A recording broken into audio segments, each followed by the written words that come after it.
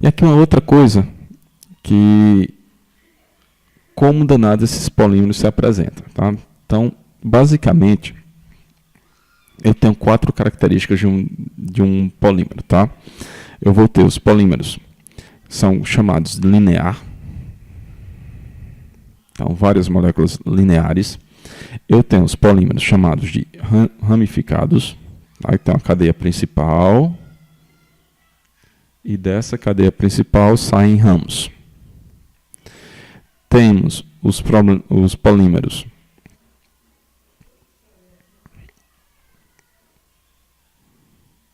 que apresentam ligações cruzadas entre uma molécula e outra, tá? São essas ligações aqui.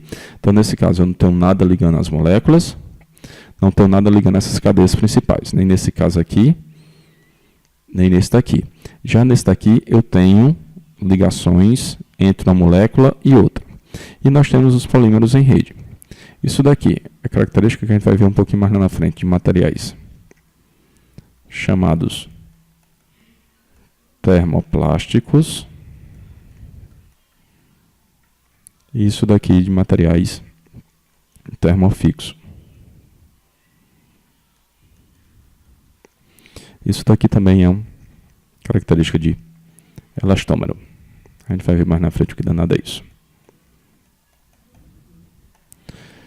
A cadeia dita linear, ela é desse jeito, tá? Não é uma linha reta. É como se fosse... Quando se fala em polímeros linear, a gente fala de uma cadeia polimérica que está mais ou menos dessa forma, tá? Um grande emaranhado. Então, não se tem uma linha perfeita como está aqui no desenho, tá? Esquematicamente seria desse jeito, mas na prática é desta forma. Então imagine aí um polímero como sendo um grande prato de macarronada com um macarrão muito comprido. Então você tem um emaranhado mais ou menos desta forma aqui. Então isso daqui é como seria um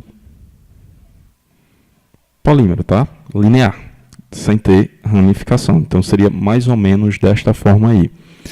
Esses polímeros que tem ligação aqui em 3 dimensões, a gente vai dar, ele não vai ter a mobilidade entre as cadeias poliméricas. Então isso aqui, eu não tenho ligação nenhuma entre as cadeias poliméricas, então essas cadeias poliméricas estão mais livres para se movimentar, principalmente quando se aumenta a temperatura. Que aí eu começo com a agitação térmica, e essas cadeias, como não tem nada ligando uma à outra, elas começam a se movimentar. Mesma coisa para essa daqui. Para essas outras, para que os que apresentam ligações cruzadas, ou as ligações em rede, em 3 dimensões, já é um pouco diferente. Quando tem ligações cruzadas, o que é que acontece? A temperatura aumenta, eu não consigo ter mobilidade total dessas cadeias. Então, vai demorar mais porque tem essas ligações. Em um outro caso aqui, por exemplo, no caso elastômero, se eu aplico um esforço trativo, eu não consigo separar essas cadeias facilmente por causa destas ligações. Então, quando eu retiro o esforço, ele volta à posição original. Tá? Então, isso aqui é o que acontece muito nos materiais elastoméricos ou nas borrachas. A gente vai falar um pouquinho mais lá para frente.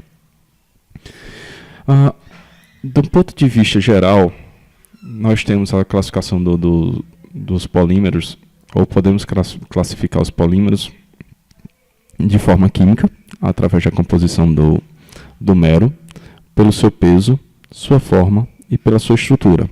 A estrutura ela pode ser linear, ela pode ser ramificada, possa apresentar ligações cruzadas ou pode ser em rede. A linear e com a ramificada, elas apresentam estados isoméricos, que aí vem a questão do estereoisomerismo e o isomerismo geométrico. O estereoisomerismo, os materiais podem ser classificados como isotático, sindiotático e atático. No isomerismo geométrico, entre cis e trans. Falando aqui só da questão do estereoisomerismo. O isotático, então se a gente imaginar que nós temos um PVC,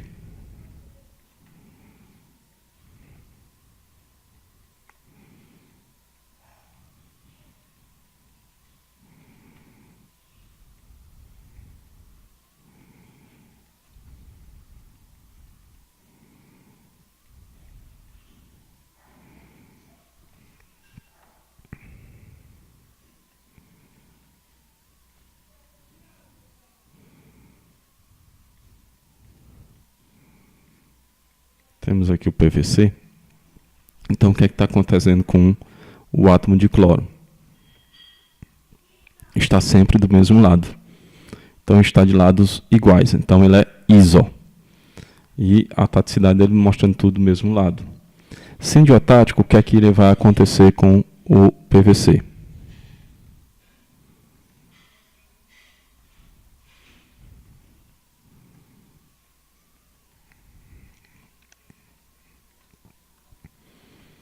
Foi o que eu fiz agora. O cloro alternando de lado. Então, quando o grupo funcional sai alternando de lado, eu tenho o sindiotático. E o atático acontece quando não tem uma ordem nenhuma, é tudo aleatório. Então, fica todo bagunçado. Isso daqui também afeta a cristalinidade.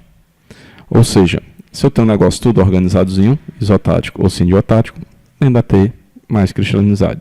Atático, totalmente bagunçado. Cis e trans é basicamente só quando os elementos mudam de lado na cadeia polimérica, tá? Aqui voltando a falar de homopolímeros e copolímeros, peço perdão pela combinação de cores, tá? Vermelho e preto. Então, o que é que está acontecendo aqui? Homopolímero tenho, quando o polímero é derivado de apenas um molômero. Copolímero, por sua vez, é derivado de duas ou mais espécies químicas. E aí eu posso brincar com essas, como fazer esse copolímero. Então, por exemplo, a letra A nós temos aleatório. Então, bolinha preta, uma bolinha vermelha. Duas pretas, uma vermelha, três pretas, duas vermelhas, e aí vai, tá? Então, está de forma aleatória. Eu posso ter de forma alternada. Consigo colocar blocos alternados dos elementos na estrutura.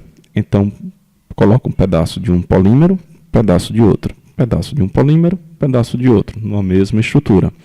Posso ter alternada, que aqui é só alternando. Um mero, outro mero, um mero, outro mero, um mero, outro mero, um mero, outro mero. Ou posso ter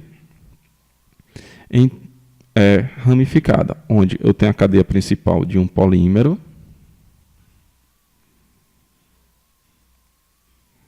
e os ramos sendo de um polímero diferente. Então, eu tenho toda essa mistura aqui em relação aos copolímeros.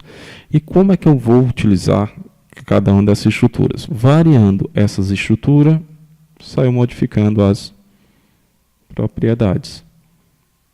Modificando as propriedades, tenho aplicações diferentes. Então, por exemplo, lá para trás falei da questão da forma de gelo. Forma de gelo normalmente é feito com esse polímero em bloco, que vai ter blocos de polipropileno alternado por blocos de polietileno. E isso aumenta a resistência ao impacto, principalmente em baixas temperaturas.